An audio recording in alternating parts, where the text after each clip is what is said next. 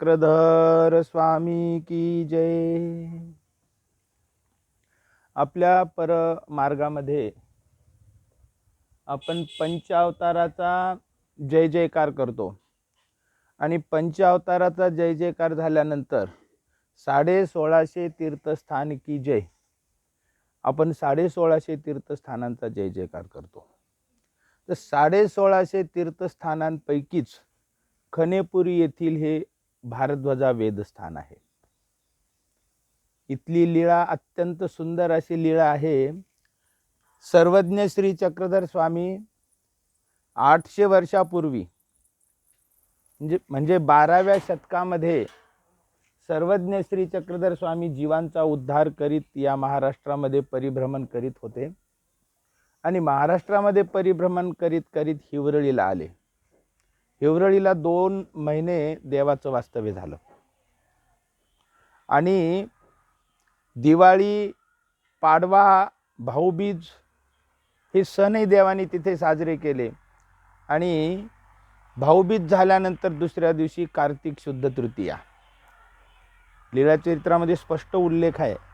कार्तिक शुद्ध तृतीया शके 1190 या दिवशी सूर्योदयाच्या वेळेस श्री चक्रधर स्वामी हिवरळीवरून निघाले आणि सकाळी 10-11चा सुमार असावा या ठिकाणी आले। हे खनेपुरी गाव दक्षिण दिशेला दिसतं। त्या काळामध्ये खनेपुरीला खवनापुरी असं उच्चार करीत असत आणि एक खनेपुरी गावाच्या बाहेर रस्त्याच्या कडेला हे ठिकाण, हे सगळं अरण्य होतं आणि या अरण्यामध्ये ज्या ठिकाणी आपण आता स्थान दर्शन केलं तिथे एक बाभळीचं झाड होतं आणि त्या बाभळीच्या झाडाखाली देवाला आसन अंथरलं बाईसाबाईंनी आणि देव आसनावर विराजमान झाले आणि भिक्षेची वेळ झालेली होती। भक्तिजनांनी, नाथोबा आणि बाईसांनी आपल्या झोळ्या घेतल्या, देवाला दंडवत केला आणि भिक्षेसाठी गावात गेले आणि थोड्याच वेळात भिक्षा घेऊन आले। देवाला झोळी दृष्टीपूत केली आणि ते या ठिकाणी स्थिरावले आणि मग या ठिकाणी सर्वज्ञ श्री चक्रधर स्वामींनी सर्वश्रेष्ठ असं निरोपण केलेलं आहे। लीळा चरित्रामध्ये सर्वात श्रेष्ठ असं निरोपण इथं आलेलं आहे। श्री चक्रधर स्वामींचं निरोपण असं आहे, स्वामी म्हणतात, हा अवघा जणू थकला ठेला असे, कवनी यांचे थक फेडिता नाही, तू का थकलाशी ऐसे कवनी म्हणते नाही। श्री चक्रधर प्रभू सांगतात की या जगामध्ये, समाजामध्ये 2च वर्ग आहेत, एक थकणारा आणि एक थकवणारा। एक थकणारा म्हणजे फसणारा आणि एक फसवल्या जाणारा, 2च वर्ग आहेत आणि हा सगळा समाज ठकवल्या गेलेला आहे। हा अवघा जणू थकला ठेला असे, याचे ठक फेडिता कवनी नसे। यांना सगळं ठकवल्या गेलेलं आहे आणि कशा पद्धतीने ठकवल्या गेलेलं आहे, चुकीचं, अधर्माचं म्हणजे असत्य ज्ञान निरोपण करून यांना फसवल्या गेलेलं आहे। त्यांना सत्य ज्ञानच कोणी सांगितलेलं नाही। देवी देवतांची भक्ती करा, भूतप्रेत पिशाचाची भक्ती करा, व्रतवैकल्य करा, अमुक करा, ढमुक करा, बळी द्या, हे 2 पायाचे बळी द्या, 4 पायाचे बळी द्या आणि अशा पद्धतीने तुम्ही देवता, व्रत, वैकल्य, कर्मकांड केलं की मग तुमचं भलं होईल, असं चुकीचं ज्ञान या समाजाला सांगितलं गेलेलं आहे आणि हा समाज सुद्धा त्या सांगणाऱ्या धर्मगुरूंवर श्रद्धा ठेवून तसंच करतो आणि तो शेवटी नरकाला जातो। ह्या समाजाला आत्मउद्धाराचं, ब्रह्मविद्येचं, श्रीमद भगवद्गीतेचं ज्ञान सांगून आणि यांचा उद्धार करण्यासाठी आम्ही अवतार घेतलेला आहे आणि आम्हीच या जीवाचं सगळं ठक फेडणारे आहोत आणि म्हणून गावोगावी परिभ्रमण करून जीवाला ज्ञानोपदेश करून आम्ही उद्धार कार्य करीत आहोत। असं श्री चक्रधर स्वामींचं या ठिकाणी निरोपणाचा सार होता। हा अवघा जणू ठकला ठेलाशे, कवनी यांचे ठक फेडिता नाही, तू का ठकलाशी ऐसे कवनी म्हणते नाही। श्री चक्रधर प्रभू निरोपण करत होते, भक्तिजन एकाग्र होऊन निरोपण ऐकत होते आणि त्याच वेळेस इथं या अरण्यामध्ये भारद्वाज नावाचा पक्षी तर सगळं अरण्य पक्ष्यांनी दुमदुमून गेलेला असणार, परंतु त्या सर्वांमध्ये जो भाग्यवान जीव भारद्वाज, आणि त्याला देवाचं दर्शन झालं आणि तो देवाकडे वेधल्या गेला आणि एका झाडावर बसून तो देवाच्या श्रीमूर्तीचं दर्शन घेऊ लागला। दर्शनाचा त्याला आनंद मिळू लागला मग इकडे बाईसांनी उपहार काढला, देवाला आरोगणा झाली, गुरुळा विडा झाला. मग नंतर भक्तिजनांनी प्रसाद घेतला. तोपर्यंत 12 वाजलेले होते, दुपार झालेली असणार. आणि मग नंतर मग थोडा वेळ देव थांबले, आरोगणा झाली, भक्तिजनांनी प्रसाद घेतला आणि मग थोडा वेळ निघून गेला. आणि मग देव आता पुढे निघाले. आता येथील जीवांच्या उद्धाराचं कार्य पूर्ण झालेलं होतं. आता पुढे अनंत जीव देवाची प्रतीक्षा करत होते आणि त्यांचा सुद्धा उद्धार करणं यासाठी देव पुढे निघाले. आणि मग बाईसांनी आसन उचललं, भक्तिजन सुद्धा देवाच्या मागोमाग चालू लागले आणि देव भाटीपूरच्या दिशेनं निघाले. हा भारद्वाज पक्षी झाडावर बसून देवाचं दर्शन घेत होता आणि या देवाच्या दर्शनाचा त्याला आनंद मिळत होता. पण देव आता भाटीपूरच्या दिशेनं चाललेले आहेत. आता देवाच्या दर्शनामध्ये खंड पडत आहे. भारद्वाजाची तळमळ अशी होती की दर्शन अखंड मिळत राहावं आणि या तळमळीनं तो त्या झाडावरून उडाला आणि देवाच्या पुढे पुढे पुढे पुढे चालू लागला आणि देवाचं दर्शन घेऊ लागला. मग काही अंतर चालल्यानंतर त्याच्या पंखातलं बळ कमी झालं, तो थकला, रस्त्यावर बसला येऊन. देव भक्तिजनांसह तिथपर्यंत पोहोचले आणि मग देवानी लखुदेवबाला तो पक्षी दाखवून विचारलं, पुण्य महात्मे हो, हे पाखरू कवनी ठाईचे ऐसे जाना. हे पाखरू कुठलं आहे, तुम्हाला याची जाणीव आहे का? भक्तिजन लखुदेवबा म्हणाले, जी बाभळीच्या झाडापासून हा पक्षी येतोय. आणि मग देव भक्तिजनांना रहस्य सांगू लागले. देव म्हणाले, मानुषे तरी मानुषे, पाखरुवे तरी पाखरुवे, गोरुवे तरी गोरुवे, याते देखती आणि पाठी येऊची लागती, वेधू आती. माणसं असोत, पशु असोत, पक्षी असोत, त्यांना आमचा दर्शनाचा वेध लागलेला असतो. हा पक्षी आमच्याकडे तसा वेधल्या गेलेला आहे. सगळ्या भक्तिजनांना आश्चर्य वाटू लागलं. तो भारद्वाज पक्षी देवाकडे वेधलेला होता आणि देवाने आपल्या वेद शक्तीचं जाणीव भक्तिजनांना करून दिली की माणसं, पशु, पक्षी आमचं दर्शन झाले की आमच्याकडे वेधल्या जातात आणि आमच्या सन्निधानातून जावं असं त्यांना वाटत नाही. पक्षाची सुद्धा अशीच स्थिती झालेली आहे, तो आमच्याकडे वेधल्या गेलेला आहे. सगळे भक्तिजन त्या पक्षाकडे पाहू लागले आणि पाहत असताना कदाचित त्यांच्या मनात विचार येत असतील की किती भाग्यवान जीव आहे हा. पक्षी योनीत गेलेला आहे आणि तरीही त्याला देवाची किती आवडी आहे. मनुष्यापेक्षा पक्षाची योनी नीच आहे, खालच्या स्तराची आहे. पण त्या नीच योनीमध्ये जाऊन सुद्धा हा जीव परमेश्वराला सोडू इच्छित नाही, देवाच्या सन्निधानामध्येच राहण्यासाठी तळमळतोय, धडपडतोय. किती भाग्यवान जीव आहे. भक्तिजन विचार करत असतील कदाचित. आणि विचार करत असताना तुलना सुरू होते की तो कोणत्या अवस्थेत पोहोचलेला आहे, उच्च अवस्थेमध्ये, आणि आम्ही किती मागे आहोत. तुलना असते ना, तुलना झाली की तिथं आत्मउन्नती होते की भारद्वाज पक्षाने इतकी उच्च स्थिती प्राप्त केलेली आहे आणि आम्ही काही नाही, आम्ही देवाच्या सान्निध्यात आलो तर आमचा संसार आमच्या डोक्यातून जात नाही. आमच्या डोक्यामध्ये सगळे तिकडचेच विचार असतात, देवाच्या ठिकाणी मनच रमत नाही असे आम्ही. आणि तो पक्षी देवाला सोडत नाही. मग त्याच्यामध्ये आणि आमच्यामध्ये बघा किती अंतर आहे. आणि मग तुलना सुरू झाली की मग मनुष्य भक्तीचं लक्षण आहे समोरच्याचा गुण गौरव करणे, समोरच्याचं कौतुक करणे आणि स्वतःच्या ठिकाणी तो गुण नसल्यामुळे स्वतःला धिक्कारणे, याला भक्ती म्हणतात. स्वतःला कमी लेखणे आणि समोरच्याचा गुण पाहून त्याचा गौरव करणे, हे भक्तीचं एक लक्षण आहे अनेक लक्षणांपैकी. आणि हे भक्तिजन त्या पक्षाचा गौरव करण्याच्या दृष्टीने त्याकडे पाहू लागले. आणि मग आत्मोन्नतीची प्रक्रिया सुरुवात होते. तो त्या अवस्थेला आहे, मग मला कधी पोहोचता येईल त्या अवस्थेला. आपण तीर्थयात्रा करतो, आपण गावोगावी साधू संतांकडे जातो, मठ मंदिर आश्रममध्ये जातो. जाण्याचा हेतू हाच असतो की त्या ठिकाणी आपल्यापेक्षा गुणवान, ज्ञानवान, भक्तिवान, स्मरण करणारे, दान देणारे आपल्यापेक्षा ज्येष्ठ असतात. आणि मग त्यांच्याकडे पाहिल्यानंतर आपल्याला पण त्यांच्यासारखं होण्याची, त्यांच्यापर्यंत त्यांच्यासारखी साधना करण्याची, त्यांच्यासारखी भक्ती करण्याची आपल्या मनामध्ये सुद्धा प्रेरणा होते. आणि म्हणून आपण तीर्थयात्रेला जात असतो. नाही तर 5 नामं, देवपूजा आणि लीळाचरित्र ग्रंथ, सूत्रपाठ आपल्या घरी पण आपण आणून ठेवू शकतो. तेवढं आचरण केलं, स्मरण केलं तर. परंतु यासाठी आणि भक्तिजनांनी ते बघत होते. मग देव त्या पक्षाला म्हणाले, महात्मे हो, आता तुम्ही जा. मग तो पक्षी देवाचं दर्शन घेऊन आणि निघून गेला. आणि मग त्या दिवशी देव भाटीपुरीला थांबले.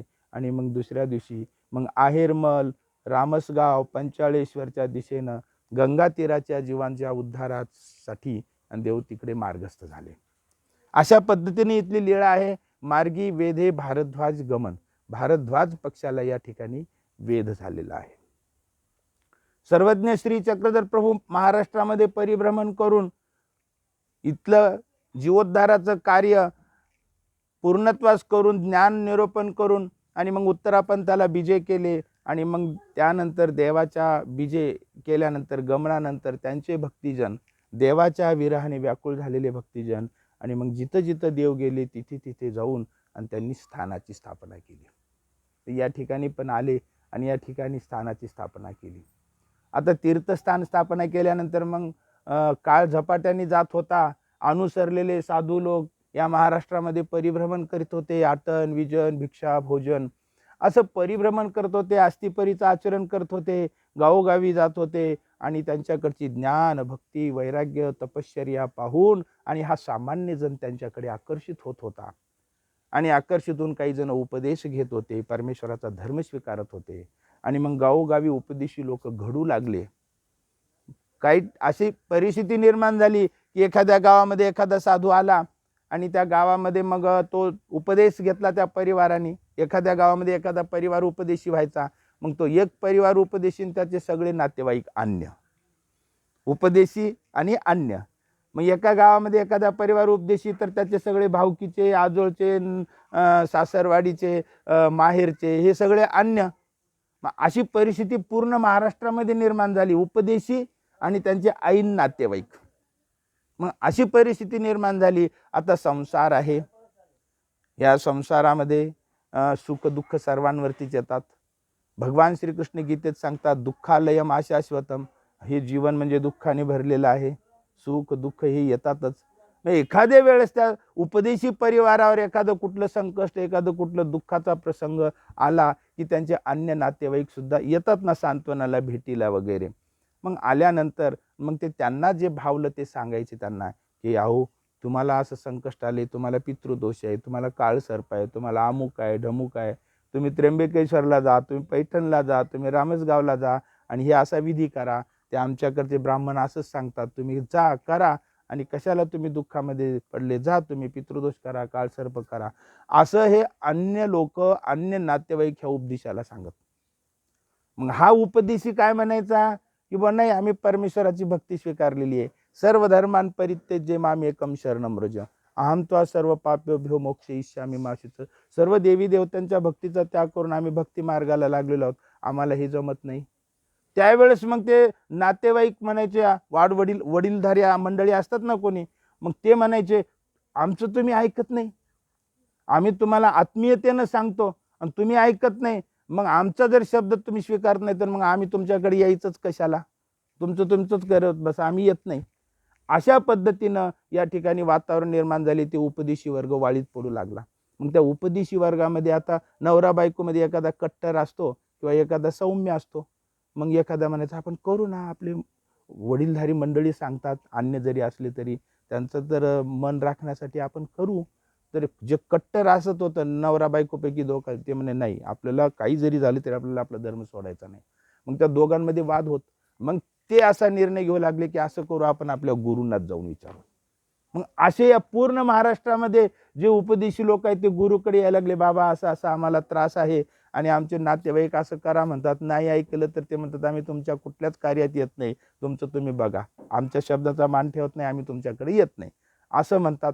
आणि आम्ही वाळीत पडतोय, शिवाय आमच्यावर दुःखाचा प्रसंग आहे, आम्हाला काहीतरी मार्गदर्शन करा जेणेकरून आमच्या अन्य नातेवाईकांचं सुद्धा समाधान होईल. मग ते साधू संत म्हणत आहो नामस्मरणाशिवाय काय श्रेष्ठ आहे, नामस्मरण सर्वश्रेष्ठ आहे, नामाचे 10 ठाय, नामस्मरणामुळे सगळे विघ्न टळतात, तुम्ही बाकी काही करायची गरज नाही. मग ते उपदेशी म्हणत बाबा असं नाही, काहीतरी आम्हाला असं मार्ग दाखवा की आमच्या उपदेशी अन्य नातेवाईकाला वाटलं पाहिजे यांनी कुठला तरी धर्मविधी केला आणि आम्हाला नामस्मरणामध्ये एकाग्रता साधत नाही, कारण आमचा ग्रस्ताश्रम म्हणजे रजतमाने ग्रासलेला आहे. स्वामी श्री चक्रधर प्रभू म्हणतात रजस्तमे निर्सोनी सत्वस्थिता धर्मी अधिकार, तुमच्यासारखं आम्हाला स्मरण एकाग्र होऊन साधत नाही, आम्हाला असा काहीतरी मार्ग सांगा. मग त्यावेळेस त्या साधू संतांनी, फार ज्ञानी विद्वान असे साधू संत असत होते, तपश्चर्यावान, मग त्यांनी सांगितलं हे पहा म्हणे, तुम्हाला काय पितृदोष काळसर्प म्हणतात ना, तर अन्य लोकांमध्ये पितृदोषाचा आणि कावळ्याचा संपर्क ते लोक मानतात. तर तुम्ही असं करा की आपल्या 1650 तीर्थस्थानांपैकी खनेपूरला भारद्वाज पक्षाला वेध झालेली एक लीळा आहे. तुम्ही खनेपूरला जा. आता 200-300 वर्षापूर्वीचा हा काळ आहे ज्यावेळेस ही प्रथा निर्माण झाली. तुम्ही खनेपूरला जा आणि त्या खनेपूरला त्यावेळेस सर्व साधू संतांना सगळे तीर्थस्थान समानच होते. आपल्या प्रदेशातले आणि आपल्या गावाजवळचं स्थान आणि ते लांबचं स्थान असं काही भेद नव्हता. सगळे स्थान आपल्या माझ्या स्वामींचेच. मग ते पूर्व साधू संत सांगायला सुरुवात केली त्यांनी की तुम्ही खनेपूरला जा. तिथं भारद्वाज पक्षाला स्वामी श्री चक्रधर प्रभूंचा वेध झालेला होता आणि भारद्वाज पक्षी हा कावळा प्रजातीचा पक्षी आहे आणि कावळ्याचा आणि पित्राचा संबंध आहे असे हे देवता साधक भक्ती मार्गामध्ये मानलं जातं. आणि म्हणून तुम्ही तिथं जा खनेपूरला आणि ब्रह्मविद्याशास्त्रानुसार तुम्ही तिथं पितृदोष काळसर्पविधी करा, असं पूर्वजांनी मार्गदर्शन केलं. आणि या ठिकाणी ही प्रथा सुरू झाली ज्याच्यासाठी तुम्ही आलेले आहात. आता ब्रह्मविद्याशास्त्रानुसार पितृदोष विधी काळसर्पविधी हे समजून घेणं महत्त्वाचं आहे. कारण ब्रह्मविद्याशास्त्रामध्ये केलेला आहे का याचा उल्लेख हो केलेला आहे. श्रीमद भगवद्गीतेमध्ये केलेला आहे. भगवान श्रीकृष्ण अर्जुनाला सांगतात स्वल्पम आप्यस्य धर्मस्य त्रायते महतो भयात. हे अर्जुना, मी एवढं तुला ब्रह्मविद्याशास्त्र सांगितले म्हणजे श्रीमद भगवद्गीता सांगितलेली आहे. अपेक्षा आहे की तू या सर्व शास्त्राचं अनुसरण कर, याप्रमाणे तू आचरण कर. परंतु एवढं सगळं शास्त्र आहे, खोल शास्त्र आहे माझं. समशत्रूचं मित्रेचं तथा मानापमानयो, मान अपमान समान मानायचं, शत्रू मित्र समान मानायचे, लाभ हानी समान मानायची, सुख दुःख समान मानायचं, स्थितप्रज्ञ राहायचं. हे फारच कठीण आहे असं तुला वाटलं आणि आपल्याकडून आता काहीच आचरण होणार नाही असं तुला वाटून तू इथून निघून जाऊ नकोस पाठ दाखवून. हे सगळ्या शास्त्रामध्ये सगळं जरी तुला जमलं नाही तरी याच्यामधले 4-2 आज्ञा तरी तू माझ्या पालन कर. स्वल्पम अप्यस्य धर्मस्य, स्वल्पम अपि अस्य धर्मस्य, स्वल्प अल्प तरी माझ्या आज्ञेचं तू पालन कर. आणि तू माझ्या 2-4 आज्ञेचं जरी पालन केलंस तर मी तुला महान अशा भयापासून मुक्त करतो असं भगवान श्रीकृष्ण गीतेत सांगतात. आणि भय या शब्दामध्ये पितृदोष काळ सर्पयोग किंवा अनेक जे भय जीवाला वाटतात हे सगळं त्याच्यामध्ये आलं. म्हणून भगवद्गीतेमध्ये पितृदोष काळ सर्प याचा उल्लेख भगवान श्रीकृष्णांनी केलेला आहे. स्वल्पम अप्यस्य धर्मस्य त्रायते महतो भयात. भय म्हणजे काय? कुणाला मृत्यूचं भय वाटतं, कुणाला आणखीन कोणतं भय वाटतं, कुणाला वाटतं आपल्यावर आपत्ती येईल त्याचं भय वाटतं, कुणाला पितृदोषाचं भय वाटतं, कुणाला काळसर्पाचं भय वाटतं. भय आहे म्हणून तर देवाच्या चरणी येतात माणसं. म्हणतात आला आजारपण तर केली डॉक्टरची आठवण, आजारपण गेले की गेली आठवण. बरोबर आहे ना? दुःखामध्येच परमेश्वराची आठवण होते ना. दुःख में सब सिमरन करे, सुख में करे ना कोई, सुख में सिमरन करे तो दुःख काय को होई. जर सुखामध्ये स्मरण केलं असतं तर दुःख वाटायला आलं नसतं. पण सुखामध्ये माणूस देवाला विसरून जातो आणि दुःख आलं की देवाची आठवण करतो. आहे का नाही ही जगाची रीत? आणि म्हणून भगवान श्रीकृष्ण म्हणतात की स्वल्पम अप्यस्य धर्मस्य त्रायते महतो भयात. भय शब्द वापरलेला आहे तिथे. आमक भय तमक भय तमक भय असा शब्द नाही. ज्या ज्या गोष्टीचं तुम्हाला भय वाटतं, तुम्हाला पितृदोषाचं भय वाटतं तर तो पितृभय आहे. ते काळसर्पाचं भय वाटतं तर काळसर्प आहे. आणि याप्रमाणे ब्रह्मविद्याशास्त्रानुसार या ठिकाणी पितृदोष विधी करायला पूर्वजांनी सांगितलं. काय सांगितलं की तुम्ही 4-2 आज्ञेचं पालन केलं तरी मोठ्या भयापासून तुम्ही मुक्त व्हाल, मी तुम्हाला मुक्त करेल. आणि भगवान श्री चक्रधर स्वामी काय सांगतात, मी तुला डोंगरा एवढं निरूपण केले. ब्रह्मविद्याशास्त्र लहान आहे का? अहो किती बारकावा आहे तिथं. तुम्ही आचारधर्म वगैरे सगळं अस्थिपरी वगैरे पहा.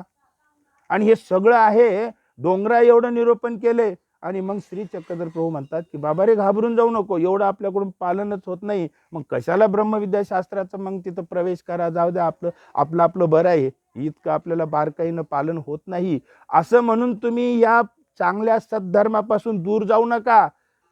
एथची मोहरची पुरे, मोहरी एवढं जरी तुम्ही आचरण केलं तरी आम्ही तुमचा अभिमान घेऊन आणि तुम्हाला बुडू देणार नाही.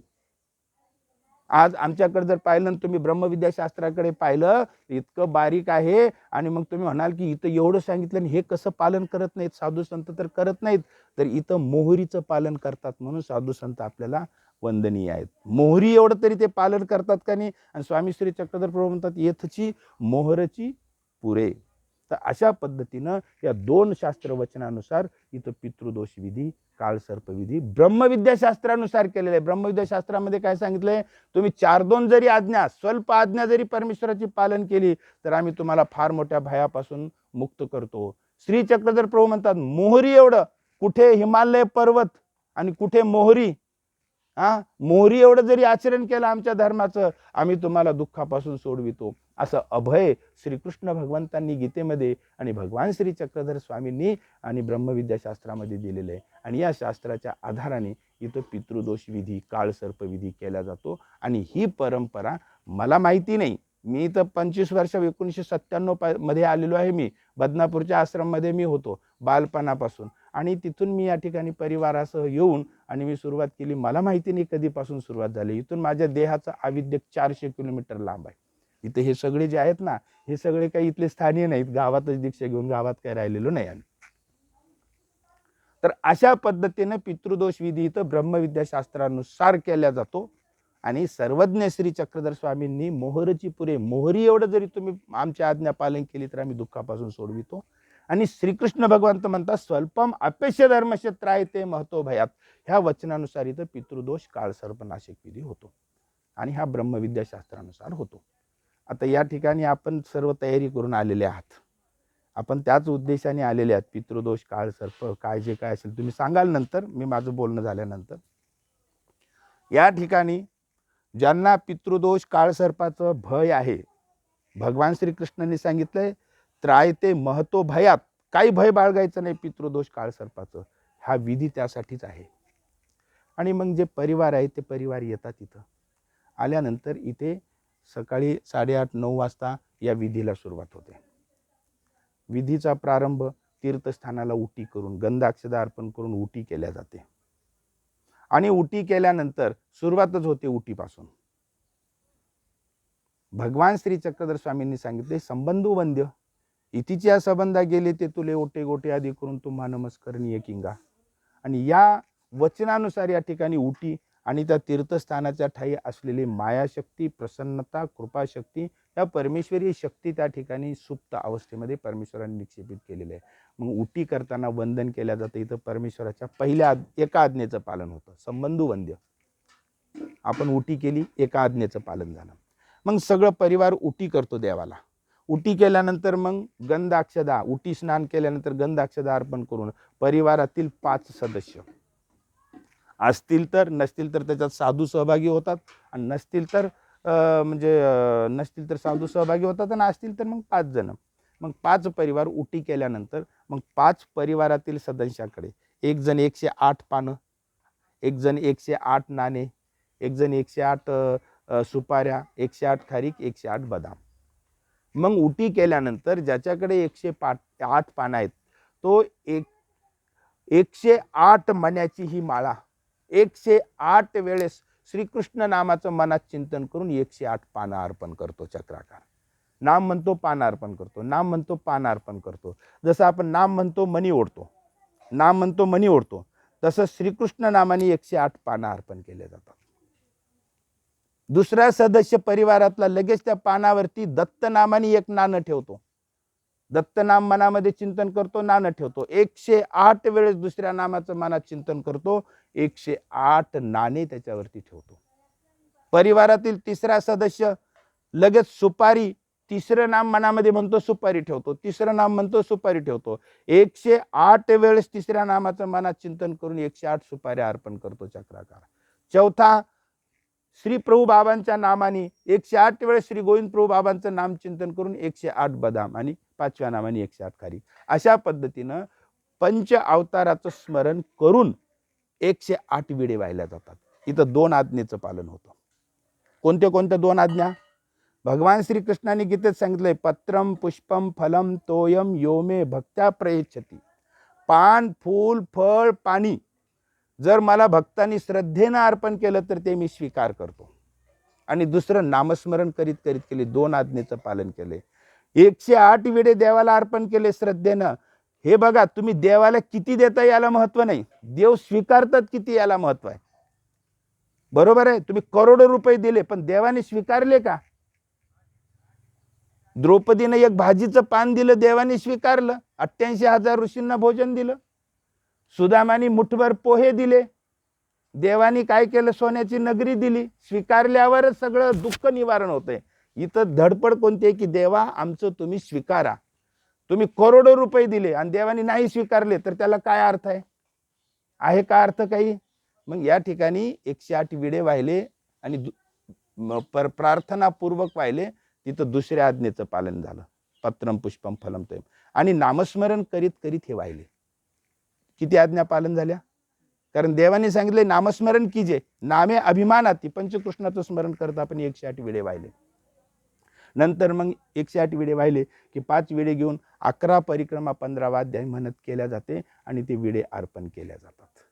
आणि नंतर मग त्या ठिकाणी ब्रह्मविद्या सूत्रपाठ ग्रंथाचं श्रवण विधी केला जातो. हे पहा की सर्व ह्या विधीचा सर्वोच्च हा म्हणजे क्षण आहे. सूत्रपाठ ब्रह्मविद्या शास्त्राचं श्रवण करणे बाळ भिक्षुकाच्या मुखातून. का बरं? बाळ भिक्षुक आश्रमामध्ये राहून साधू संतांच्या गुरुच्या सान्निध्यात राहून आणि गुरुनी गावोगाव भिक्षा मागून आणून त्याला खाऊ घातलेलं आहे आणि त्यांनी तिथं गुरुच्या सान्निध्यात राहून शास्त्र स्वीकारलेलं आहे. ते सबीज शास्त्र आहे म्हणून त्याच्या मुखातून. ग्रस्ताश्रमी लोक सुद्धा ब्रह्मविद्या शास्त्राचा अभ्यास करतात, परंतु ते आपल्या घरी करतात, स्वतःचं खाऊन करतात. झोळी घेऊन कुठं दारात उभं राहून राहण्याची त्यांची म्हणजे नियम नाही, ते करत नाहीत. मग त्यांचं अर्ध असेल तर यांचं पूर्ण आहे. म्हणून बाळ भिक्षुकाच्या मुखातून ब्रह्मविद्या सूत्रपाठाचं आम्ही पठण करतो. हे सगळे बाळ भिक्षुकच आहेत. पठण करतो आणि ते तुम्ही श्रवण करायचं. म्हणजे पारायणचा विधी तुम्हाला माहिती आहे, परंतु हा विधी श्रवण विधी आहे. मग आम्ही पठण करतो, ते श्रवण करता तुम्ही. आणि ही पूर्ण ब्रह्मविद्या परमेश्वराच्या श्रीमुखातली तुमच्या कानाच्या कर्णेंद्रियातून तुमच्या हृदयापर्यंत पोहोचते. आणि याच ठिकाणी तुमचा पितृदोष, काळ सर्पयोग जे काही दोष असतील ते जळून जातात. भगवान श्रीकृष्ण गीतेमध्ये सांगतात, काय सांगतात? यथे धांशी समित धोग्निर भस्मसात कुरुते अर्जुन, ज्ञानाग्नी सर्व कर्मानी भस्मसात कुरुते तथा. हे अर्जुना, अरण्यामध्ये वनामध्ये अग्नीचा एक कण जरी नेऊन टाकला तर पाहता पाहता तिथं अग्नी पेटतो आणि सगळं अरण्य जळून जातं. अरण्याला वनवा लागतो, तुम्ही ऐकलंय ना? एक कणापासून सुरुवात होती, सगळं अरण्य जळून जातं. हे उदाहरण भगवान श्रीकृष्ण देतात अर्जुनाला आणि म्हणतात यथे धांशी समित धोग्निर भस्मसात कुरुते अर्जुन, ज्ञानाग्नी सर्व कर्मानी भस्मसात कुरुते तथा. हा ज्ञानाचा अग्नी तुझ्या हृदयामध्ये पोहोचल्याबरोबर तिथले सगळे कर्म जळून नाश होतील आणि तू शुद्ध पवित्र होशील. ज्ञानाग्नी सर्व कर्मानी भस्मसात कुरुते तथा. आणि मग पूर्ण सूत्रपाठ ग्रंथाचं तुम्ही श्रवण करता आणि मग जे श्रवण केल्यानंतर पितृदोष, काळ सर्पयोग किंवा जे काही असतील ते सगळे जळून जातात. आलं लक्षात? ज्ञानाच्या अग्नीच्या आधाराने. कारण जसं एखाद्या पाषाणाला संबंध झाला तर आपण विशेष म्हणून त्याची पूजा करतो, एखाद्या भूमीला संबंध झाला तर आपण ते स्थान म्हणून वंदन करतो, आणि एखाद्या वाक्याला जर परमेश्वराचा संबंध झाला असेल तर सगळे वाक्य परमेश्वराच्या मुखातून निघालेत परावाणी आणि ते तुमच्या कानातून हृदयामध्ये पोहोचलेले आहेत. तुमच्या हृदयामध्ये जेवढा मळ आहे सगळं जळून जातो. ज्ञानाग्नी सर्व कर्मानी भस्मसात करू. पितृदोष, काळ सर्व कुठलाच रोग राहू शकत नाही श्रद्धेनं तुम्ही ब्रह्मविद्या, या विधीचा ब्रह्मविद्या सर्वोच्च मुद्दा आहे. आणि मग सूत्रपाठ ग्रंथाचं श्रवण केल्यानंतर बरोबर 12 वाजता श्री दत्तात्रय प्रभू आत्मतीर्थावरती भोजनाला बसतात आणि भोजनाला सुरुवात करतात, आरोग्याला सुरुवात करतात. त्याच वेळेस इथे 108 कापूर लावल्या जातात. त्या कापुराच्या अग्नीमध्ये सगळे कर्म नाश होतात. जसं जसं श्री दत्तात्रय प्रभू आरोग्य करतात तसं तसं जीवांचं दुःख नाश होतो. आणि नंतर मग दही भात साखरेचे 2 उपहार दाखवले जातात तिथं या विधीमध्ये. आता उपहार कशासाठी दाखवल्या जातात? तुम्ही उपदेशी आहात, पूर्ण महानुभाव पंथामध्ये उपहार दाखवितात, साधू संतही उपहार दाखवितात. कशासाठी दाखविल्या जातात उपहार? देवाला भूक लागली म्हणून उपहार दाखवितात. अहो जगी पाहता देव तो अन्नदाता, तोच आपला योगक्षम चालवणार आहे. मग आपण त्याला सकाळ दुपार संध्याकाळ जीव घालतो म्हणजे आपण अन्नदाते झालो का? उपार दाखवितात कशासाठी? काही जण म्हणतात की त्याच्यावरती कृपादृष्टी पडली देवाची की ते अन्न सात्विक होतं, पवित्र होतं म्हणून उपार दाखवतात. हे बी एक कारण असेलच, आहेच. परंतु मुख्य कारण कोणतं आहे? उपार का दाखविला जातो? याचं कारण असं आहे, मी तुम्हाला थोडक्यात समजावून सांगतो.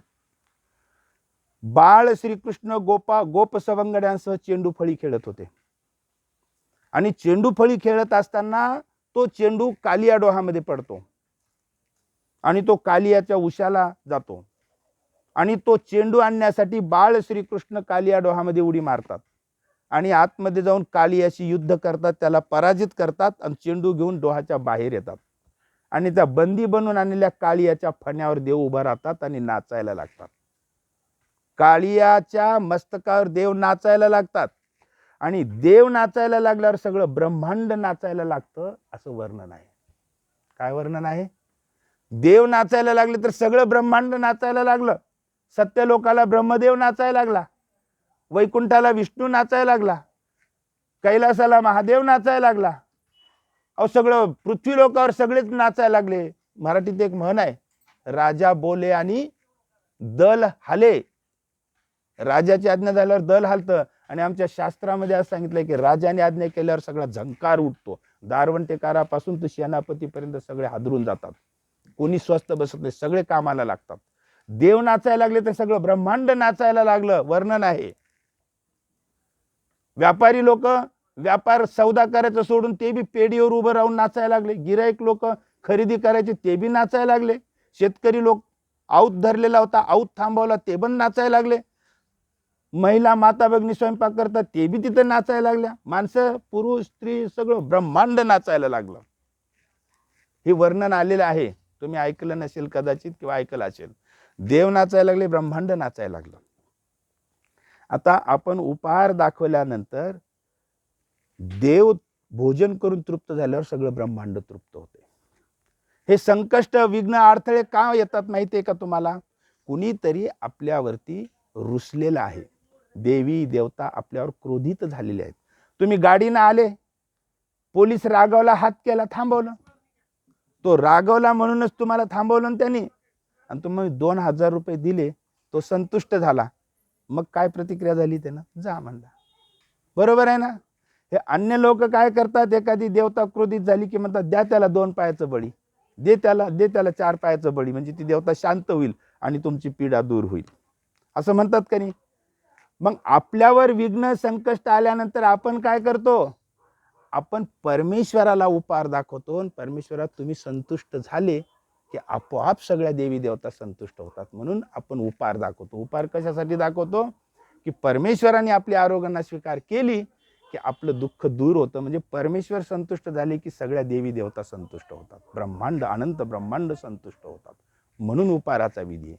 आणि म्हणून दही भात साखरेचे 2 उपहार दाखवले जातात. तिथं लक्षपूर्वक आहे का तुम्ही? बरं का, दही भात साखरेचे 2 उपहार दाखवले जातात, एक दत्त नामाने आणि दुसरा श्री चक्रधर नामाने. आणि उपहार दाखवताना जी प्रार्थना असते ती आम्ही पुढे म्हणत असतो, तुम्ही ती मागं म्हणायची असते. ती प्रार्थना अशी आहे की हे श्री दत्तात्रेय महाराज, तुम्ही कोल्हापूरला भिक्षा मागून आत्मतीर्थावरती आरोग्यांना स्वीकार करता. आज आमची गरिबाची भिक्षा स्वीकारावी आणि आरोग्यांना करावी प्रभू राया. हे परमेश्वरा श्री दत्त महाराज, आम्ही पुढे म्हणत असतो, तुम्ही मागं म्हणायचं असतं. हे श्री दत्त प्रभू महाराज, तुम्ही आरोग्यांना स्वीकारली असता 81 कोटी 1.25 लक्ष 10 देवता तृप्त होऊन संतुष्ट होतात व शांत होतात. म्हणून हे प्रभुराया आरोग्यांना स्वीकारा आणि ह्या सर्व देवी देवतांना शांत करा. नंतर पुन्हा आम्ही पुढे प्रार्थना म्हणतो, तुम्ही मागं म्हणायची. हे श्री दत्त महाराज, परमेश्वरा, तुम्ही आरोग्यांना स्वीकारली असता राजस तामस देवता, आसुरी देवता, भूत प्रेत पिशाच मंत्र तंत्र, नरकाचे दुःख भोग भोगविणाऱ्या देवता, संकष्ट आणणाऱ्या देवता, विघ्न आणणाऱ्या देवता, अडथळे आणणाऱ्या देवता, तुम्ही आरोग्यांना स्वीकारले असतं ह्या सगळ्या आसुरी शक्ती शांत होऊन तृप्त होतात व संतुष्ट होतात. म्हणून हे प्रभुराया, तुम्ही आरोग्यांना स्वीकारा आणि या सर्व संकष्ट विघ्न आणणाऱ्या अडथळे आणणाऱ्या देवी देवतांना शांत करा. आणि तुम्ही शांत झाली की ते सगळे शांत होणार.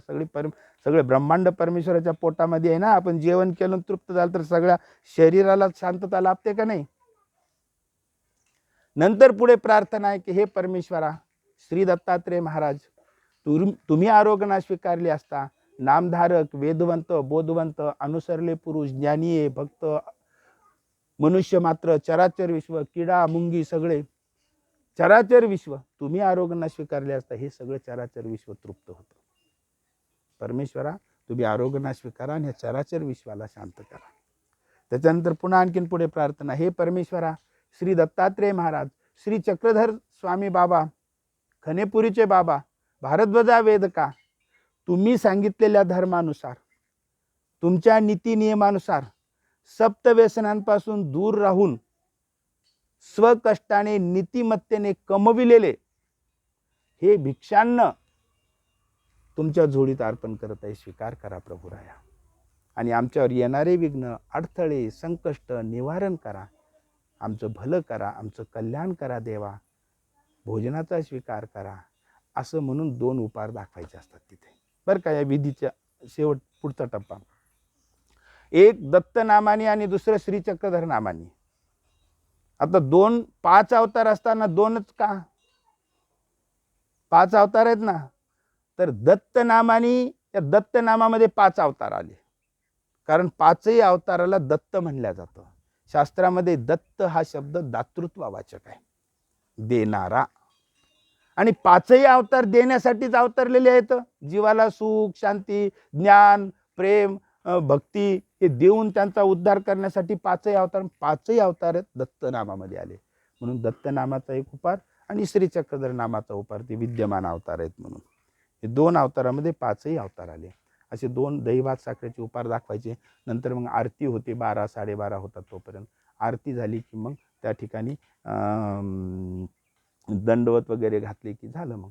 आणि मग नंतर ते उपार जे दाखविलेले आहेत ना 2 दहीभात साखरेचे, त्यापैकी जो दत्त नामा श्री चक्रधर नामाने दाखवला तो 5 नाम म्हणून झेंड्याच्या बुडाला जाऊन, कारण झेंडा हे श्री दत्तात्रेय प्रभूंचं प्रतीक आहे.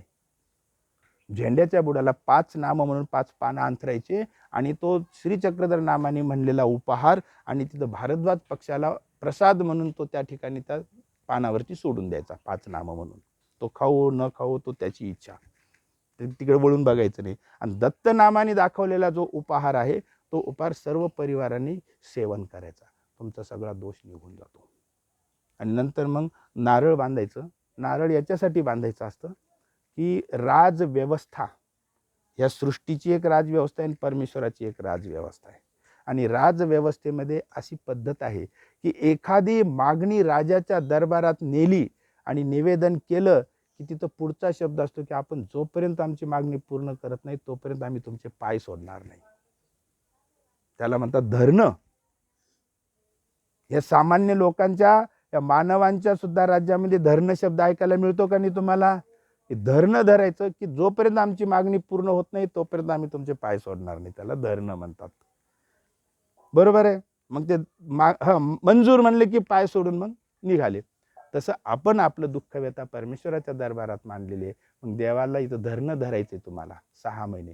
पण तुम्ही ग्रस्ताश्रमी जीव, ग्रस्ताश्रमामध्ये तुम्हाला एवढा वेळ देता येतो का? मग तुमचं प्रतीक धरणाचं म्हणून नारळ इथं बांधलं जातं. म्हणजे तुम्हीच आहे तिथं जणू काही नारळ बांधले. 6 महिन्यापर्यंत तुम्हाला नारळ बांधायचं आणि 6 महिन्यापर्यंत तुमचा नंदादीप इथं चालतो. आणि मग तुमचं मागणे इच्छा पूर्ण झाली की तो नारळ सोडायचा. याच्या पाठीमागं शास्त्र आहे. ते धरणं म्हणजे राजव्यवस्था आहे. आपण प्रजा आहोत, तो परमेश्वर आहे आणि त्याच्याकडे आम्ही प्रश्न घेऊन आलेलो आहोत. आमचे प्रश्न कुणाकडे सोडवणार? परमेश्वराकडे सोडवणार ना आम्ही. दुसऱ्याकडे सोडवण्याचं काय त्याच्याकडे ताकद आहे? देवी देवता तर सोडवू शकत नाहीत. अनेक प्रश्न निर्माण होतात. तर अशा पद्धतीनं हा विधी इथे केला जातो. 6 महिने नंदादीप चालतं, नारळ बांधलं जातं. तुम्हाला हे मार्गदर्शन झालेलंच आहे पूर्वी. अशा पद्धतीने तर पितृदोष विधी ब्रह्मविद्या शास्त्रानुसार केला जातो. देवाचं संबंध वंद्य हे वचनाचं पालन होतं. नामस्मरण कीजे या वचनाचं पालन होतं. पत्रम पुष्पम फलम तोयम या वचनाचं पालन होतं. त्याच्यानं ब्रह्मविद्या शास्त्राचं श्रवण केल्यामुळे ज्ञानाग्नी सर्व कर्मानी भस्मसात कुरते तथा साधू संत नित्य नियमाने ज्ञानाचं साधना करतात. मनन चिंतन करतात, त्यामुळे त्यांना वेगळं काय अन्नदान करण्याची गरज नाही पडत. त्यांना बाकीचं काय सारखं रात्रंदिवस ते ज्ञानचिंतन करतात, त्यामुळे त्यांचे कर्म जळून गेलेले असतात. बरोबर आहे. ज्ञानाग्नी सर्व कर्मानी भस्मसात कुरुते तथा. बरोबर आहे ना. पण तुमचं ज्ञानाची अग्नी तुमच्याकडे प्रज्वलित नसते, म्हणून तुम्हाला मग पंक्ती पाणी सेवा वगैरे करावं लागतं. साधू संत रात्रंदिवस ज्ञानाग्नीमध्ये चिंतनात असतात, त्या अग्नीमध्ये त्यांचे सर्व सर्व कर्म जळून गेलेले असतात. कारण भगवान श्रीकृष्णाने सांगितले ज्ञानाग्नी सर्व कर्मानी भस्मसात कुरुते तथा. असं हे सर्व विधी आहेत. आता दुसरी गोष्ट, पितृदोष आहे का नाही. आता मला सांगा, तुम्ही कोणत्या उद्देशाने आलेले आहेत, कोणतं तुमचं बी कळालं पाहिजे मनोगत. पितृदोष सांगितलेला ना. पितृदोष आहे, काळ सर्प आहे, 62,500 दोष आहेत. पितृदोष म्हणजे काय आहे. भगवान श्रीकृष्ण गीतेमध्ये सांगतात, हे अर्जुना, तुझे अनेक जन्म झालेले आहेत, माझे अनेक अवतार झालेले आहेत. तुझे अनेक जन्म झालेले आहेत, माझे अनेक अवतार झालेले आहेत. तू अज्ञानी आहे म्हणून तुला पूर्वजन्म आठवत नाही, मी सर्वज्ञ आहे म्हणून मला सर्व कळतं. मग आता जेवढे जन्म तेवढे माता पिता. या जन्मातले माता पिता तुम्हाला माहिती आहेत, मागच्या जन्मातले माता पिता कुठं माहिती आहेत. त्याच्या मागच्या जेवढे जन्म तेवढे माता पिता. आणि माता पिता, मातेचे आणि पित्याचे ऋण बालकावरती असतात. मातृऋण आणि पितृऋण. 9 महिने 9 दिवस मातेनं गर्भामध्ये बालकाला आपल्याला सांभाळ केला, त्या मातेचे ऋण आहेत का नाही आपल्यावरती. आणि पित्यानी कोमल अवस्थेमध्ये कष्ट करून मेहनत करून आपलं उदरभरण केलं, ते पित्याचे कर्म आहेत का नाही. आणि प्रत्येकाला, तो साधू असो की ग्रस्त असो, माता पित्याचं कर्तव्य आहे त्याला. मातृकर्तव्य पितृकर्तव्य. मग हे मातृपितृ कर्तव्य कसं पूर्ण करायचं. दोष कसा लागतो मी तुम्हाला सांगतो. मातृपितृ कर्तव्य कसं पूर्ण करायचं. माता पिता वृद्ध झाले असता, दारात अशक्त झाले असता, त्यांना औषधोपचार, त्यांचं सेवा, त्यांना अन्नोदक देणं, या माध्यमातून मातेचं ऋण पूर्ण करावं लागतं. माता पित्याचं हे प्रत्येक बालकाचं कर्तव्य आहे. तो उपदिशी असो की गैरउपदिशी असो, त्याला माता पित्याची सेवा आहे की नाही. बरोबर आहे का नाही. आणि माता पित्याची सेवा केल्यानंतर माता पिता समाधानी झाल्यावर त्या बालकाचं भलं होतं. आमचे श्री चक्रधर प्रभू सांगतात, माता पितराचेनी अभिमाने बाळकाशी भले अति. माता पित्यांनी जर अभिमान घेतला, माझा पुत्र खरोखरच किती सेवाभावी आहे, आम्ही संतुष्ट आहोत, माता पित्याला अभिमान आला की त्या बालकाचं भलं होतं का नाही. स्वामी श्री चक्रधर प्रभू सांगतात, माता पितराचे अभिमाने बाळकाशी भले. मग आता ज्यांनी सेवाच नाही केली, शेवटी त्याचं काय व्हायला पाहिजे. आता काही वेगळं सांगावं लागतं का. आणि एखाद्या बालकाने, सगळे श्रावण बाळ दिसतात का समाजामध्ये. 100मध्ये 2-4 सज्जन बालक असतील पुत्र, बाकी तर कसे आहेत तुम्हाला माहिती आहे. तेरवीला गर्दी करतात आणि इतर वेळेला माता पित्याकडे पाहत नाहीत. आहे का नाही अशी जगामध्ये स्थिती. मग ज्या माता पित्याचं बालकांनी आपल्या दारात पडले, त्याच्याकडे बघितलं नाही, त्यांची सेवा केली नाही, त्यांच्याकडे अक्षम्य असे दुर्लक्ष केलं, मग त्याला दोष लागणार का नाही. मग त्या दोषाचं नाव काय. त्या दोषाचं नाव आहे पितृदोष. पित्याची सेवा नाही केली म्हणून पितृदोष, मातेची सेवा नाही केली म्हणजे मातृदोष. मातृपितृ दोष आहे का नाही. आणि त्या दोषाचं फळ देणारं कोण आहे. देवता आहेत. श्री चक्रधर प्रभू सांगतात, जीव अर्जक देवता फळदाती, चैतन्य व्यापारते परमेश्वर उद्धरिता. ते माता पिता येऊन त्या दोषाचं फळ देत नाहीत, ते देवताच देतात. पण ह्या दोषामुळे ते फळ, तो पितृदोष आहे. जर सेवा केली, समाधानी झाले माता पिता आणि शांततेनं मरण पावले, तर त्याला काय होतं, आशीर्वाद मिळतो. कारण स्वामी श्री चक्रधर प्रभू सांगतात, माता पित्राचे न्यायमाने बाळकाची भले आते. आणि जर सेवा नाही केली तर त्याला दोष लागतो. बरं, ह्या जन्मामध्ये तुम्हाला ज्ञान आहे, मागच्या जन्मामध्ये, त्याच्या मागच्या जन्मामध्ये, त्याच्या मागच्या जन्मामध्ये कधीतरी हा दोष लागलेला आहे. आणि तो दोष, अनंत दोषाचं ओझं घेऊन आपण इथं जन्माला आलेलो आहोत. आणि तो दोष ब्रह्मविद्या शास्त्रानुसार परमेश्वर आज्ञेचं पालन केल्यानेच तो दोष जळून नाश होतो. आणि म्हणून या ठिकाणी हा विधी केला जातो ब्रह्मविद्या शास्त्रानुसार. मातृदोष पितृदोष आहे, पण त्याचा अर्थाचा अनर्थ झाला. कृतयुगामध्ये भगवान श्री हंसावताराने ब्रह्मविद्या शास्त्र निरूपण केलं. ते ब्रह्मविद्येची पोथी सगळ्या समाजामध्ये पोहोचली, अन्य लोकांच्या हाती पोहोचली, त्याच्यामधले विचार सगळीकडे पोहोचले. ते काही गुप्त ठेवलं का, आता गुप्त ठेवलं, सगळीकडे पोहोचले. आणि तिकडे त्यांच्याकडे गेल्यावर त्यांनी अर्थाचा अनर्थ केला. दत्तात्रेय प्रभूंनी यदुराजाला ज्ञान सांगितलं, ती पोथी सुद्धा समाजामध्ये पोहोचली, ते ब्रह्मविद्या ज्ञान पोहोचलं. अन्य लोकांकडे गेलं, त्यांच्या त्यांच्या मतीने त्याचा अर्थाचा अनर्थ झाला. भगवान श्रीकृष्णांनी सांगितलेली भगवद्गीता तीही अन्य लोकांकडे पोहोचली. तुम्ही अन्य लोकांच्या हातातली श्रीमद भगवद्गीता वाचा, जुळतोय का अर्थ बघा. श्रीकृष्णाला पावलोपावली ते वैकुंठीचा अवतार मानतात, क्षीराब्दीचा अवतार मानतात. भगवद्गीता वाचणारे लोक श्रीकृष्णाला कुठला अवतार मानतात? विष्णूचा अवतार मानतात. मानतात का नाही? गीता वाचणारेच म्हणजे त्यांनी अर्थाचा अनर्थ केला का नाही?